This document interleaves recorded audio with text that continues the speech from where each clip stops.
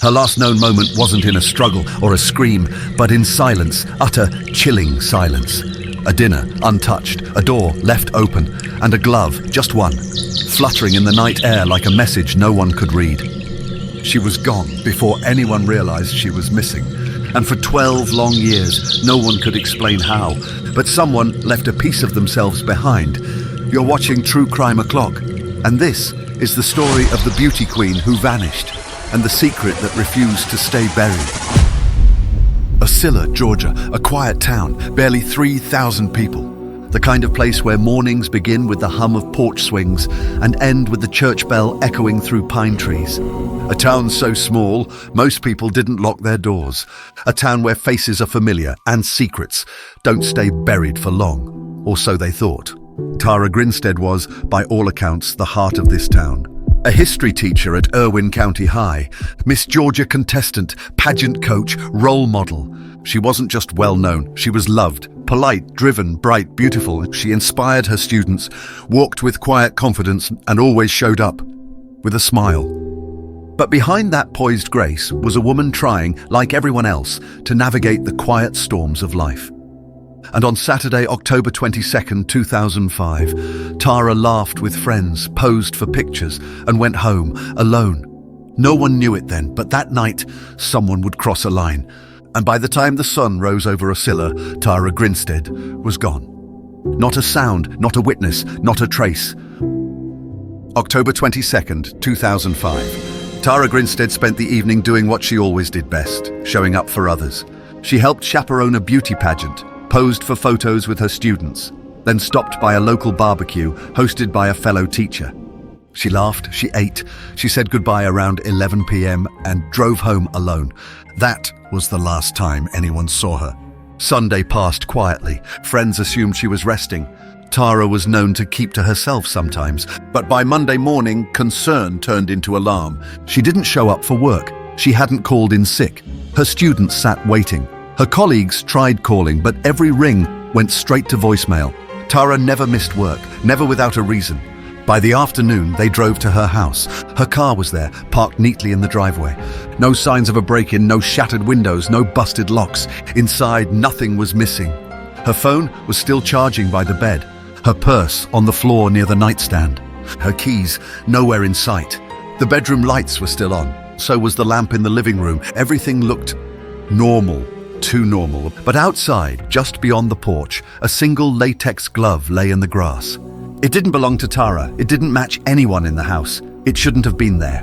The glove was sent for testing, and what it held would be the case's first and only real clue. Male DNA. Not Tara's, not any officer's, not any boyfriend, friend, or neighbor. No match in any database, which meant the person who left it there was still out there, and whoever it was knew how to vanish without a trace. Was it someone she trusted, someone she knew, or someone no one ever suspected? A mystery was unfolding, and every answer the police found only deepened the questions. By Monday evening, Ocilla was in full panic, and a teacher had vanished. No signs of a struggle, no body, no clue where she'd gone. And in a town where nothing like this ever happened, this wasn't just a mystery, it was a rupture in the heart of the community. Police sprang into action. Volunteers combed the woods. Canines swept through fields and pecan orchards, their handlers whispering Tara's name into the still Georgia air. Helicopters circled overhead, their blades chopping through the silence like warning bells. Search grids were drawn. Crews walked shoulder to shoulder, looking for anything, a scrap of fabric, a phone, a body. There was nothing. Tara's face, smiling, confident, full of life, soon blanketed the town. Storefront windows, utility poles, church doors, each flyer pleading for help, each image haunting in its stillness. Her mother, too shaken to speak on camera, issued a tearful plea through trembling lips. "Please bring my daughter home." The media arrived, state investigators followed, and the questions began to mount. If Tara didn't leave on her own, then who took her, and why? Rumors swirled like smoke. Some whispered about an old relationship, one that ended badly. Others claimed she'd been getting strange calls, someone watching her, someone obsessed. There were whispers of jealousy, control, a hidden threat. But when investigators asked the right questions, doors started closing, people stopped talking, and the town, once open and cooperative, grew tight-lipped, too tight. It was as if the fear had spread, not just of what had happened to Tara, but of what might happen to anyone who knew too much. With no trace of Tara, no struggle, no forced entry, investigators turned to the one place where motive often hides, the people closest to her. They started with her past. Tara had been in several relationships, some more complicated than others. One involved a former student, another a local police officer. Each man insisted he had nothing to hide. But not all the stories lined up. One man, whose name was never officially released, told investigators that Tara had recently seemed nervous. She was scared, he said. When asked of what or who, he wouldn't say. It was the kind of answer that raised more questions than it answered. And yet, there was no proof, no alibi to break, no confession to unravel. Just silence and suspicion.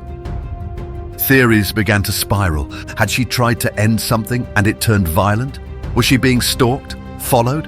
Had someone been inside her home before, without her knowing? Locals whispered quietly. Some pointed fingers. Others turned inward, too afraid to say what they thought they knew. The Georgia Bureau of Investigation ran through every angle, every person she dated, every co-worker, every neighbor. No arrests, no confessions, no suspects strong enough to hold. Frustration gave way to despair and then disbelief. National news outlets picked up the story. CNN, Dateline, 48 Hours, they all came to Ocilla. Tara's photo was now on millions of screens across America, but none of it brought answers. None of it brought Tara home. And yet, what no one knew was that the one thing that could crack the case had already been found. The glove, collected, bagged, filed away, waiting, quietly holding its secret for over a decade. The glove, sealed in an evidence bag, was sent to the Georgia Bureau of Investigation. Inside was DNA, male, unidentified, the only physical clue left behind, and yet it meant nothing. Not then. There was no match in state records, no match in federal databases, no one to tie it to. So it waited. In a lab, filed, processed, archived, year after year, colder, quieter, forgotten. As time passed, the case changed hands. New agents, new eyes, each bringing a fresh wave of energy, each leaving with the same bitter taste of failure. Tara's name was still whispered, but not as often, not with the same urgency. People moved on. They always do. In Ocilla, the seasons changed, but the questions never did. Where was she? Why hadn't anyone seen anything? And who left that glove? For the investigators, the case became a wall they couldn't scale. For Tara's family, it became a wound that never closed. And for someone out there, it became a waiting game, because someone knew, someone had always known. They were watching the town search, watching the pain spread, watching the silence grow, and they were waiting for the right moment to speak. It had been nearly 12 years since Tara Grinstead vanished. 12 years of silence, of questions with no answers, of evidence with no names. And then, in February of 2017, a phone call changed everything. A man walked into the GBI and made a statement. He claimed that a friend had confessed to killing Tara. That friend's name was Ryan Duke. Ryan wasn't a suspect.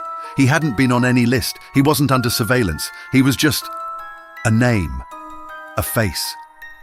Someone who'd lived in the same town, who'd gone unnoticed all this time.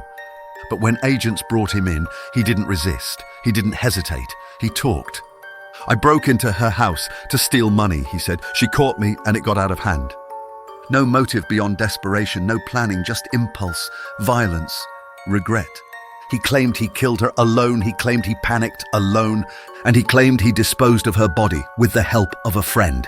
That friend was Bo Dukes. Bo and Ryan weren't just acquaintances. They'd once been close, roommates, college friends. Ryan said he called Bo for help, and together they drove Tara's body to Bo's family's pecan orchard. There, deep in the woods, they set her on fire. That's where she stayed for over a decade, reduced to ash, bone fragments, and secrets buried under dirt and smoke. But just days after that confession, Ryan Duke changed everything. Ryan Duke told investigators that after Tara was dead, he didn't know what to do, so he made a call, not to the police, not to a lawyer, but to Bo Dukes, his old roommate, someone he thought he could trust, and Bo didn't hesitate. He brought Ryan to a place just outside town, a quiet, sprawling stretch of land filled with rows of pecan trees. Bo's family owned it. No one questioned why they were there. It was isolated, hidden, safe. There, beneath the branches and brittle fall leaves, they carried Tara's body into the woods. They lit a fire, not once, not twice, but over the course of 2 days. They returned again and again to finish what they had started. Bone, flesh, hair are reduced to ash. She was gone, but now she was ashes beneath their feet. Investigators followed the confession to that orchard. Cadaver dogs were brought in, soil was tested, every square foot combed inch by inch, and then they found them. Tiny, scorched fragments of human bone, cracked and splintered, scattered beneath a thin crust of earth. It wasn't a grave, it was a cremation in the dirt. The last pieces of Tara Grinstead burned and left behind. No one had stumbled upon it, no hunter, no farmhand, no child, because no one was supposed to. For over a decade, her body had been there, beneath the trees, as the world moved on around her. And all that time, the truth had been walking freely through Oscilla, smiling, shopping, shaking hands. How long had they kept that secret? How many people had known? And how close had justice come, only to miss it by inches? Just when it seemed like the mystery was finally unraveling, it twisted again. Days after confessing to Tara's murder, Ryan Duke changed his story. He didn't kill her. He said Bo did. According to Ryan, Bo was the one who broke in. Bo was the one Tara caught off guard. Bo was the one who ended her life. Ryan claimed he only helped after the fact, out of fear, out of loyalty, out of guilt.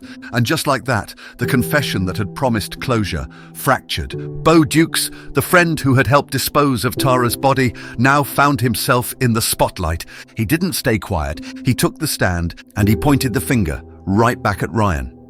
Bo claimed Ryan was lying, that he was innocent of the killing, that he was only brought in after Tara was already dead. 2 men, 2 stories, one unspeakable crime. No DNA linked Bo to Tara, no fingerprints, no physical evidence, only the word of a man who had already confessed and recanted. And no one could prove which version was true. For the people of Oscilla, this wasn't just confusing, it was crushing. They had spent years grieving, speculating, fearing the unknown, only to learn that the people responsible had been here all along. Working jobs, attending parties, buying groceries, laughing in public, while Tara's family mourned in private. They'd been living normal lives, as if nothing ever happened, as if she had never existed at all. Now the truth was blurred, the stories contradicted, and the question remained, who was really responsible for Tara Grinstead's death? In 2022, 15 years after Tara vanished, Ryan Duke finally stood trial. The courtroom was packed. Journalists, grieving parents, former students, all waiting for answers, all clinging to the hope that this was the moment truth would finally speak. But Ryan didn't walk in with a confession. He walked in with a defense. His attorneys argued that his original statement, the one that started it all, was coerced. They said he was scared, pressured, and lied to. They claimed that the story he told wasn't his. It was fed to him, shaped, framed. And when it was Bo's turn to testify, his version of events only made things worse. More contradictions, more shifting timelines, more silence where there should have been facts. In the end, the jury had no confession to rely on, no physical evidence placing Ryan at the scene, no witness who could say, definitively, what had happened inside Tara's home. Except for one thing, the glove. DNA testing finally complete confirmed what many had long suspected. The male DNA inside that latex glove belonged to Ryan Duke, but even with that, he was acquitted of murder.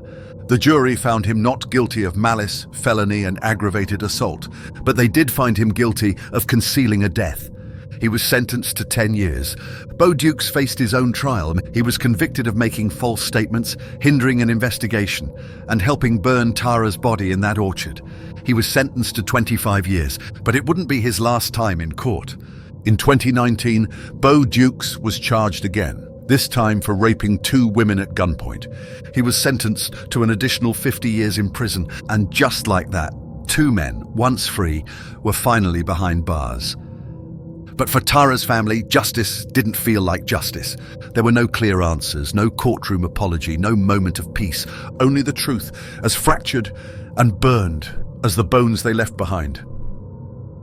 The trials were over, the sentences handed down, 2 men behind bars, a decade of mystery, resolved, at least on paper. But for Tara's family, nothing about this ending felt right. There was no sense of victory, no healing, no moment of relief, just a deeper kind of silence. Tara's stepmother stood outside the courthouse and whispered the words no family wants to say after 15 years. This doesn't feel like justice. The courtroom had closed, but the questions hadn't. How much of Ryan's confession was true? How much had Bo really done? What exactly happened in that house on that night?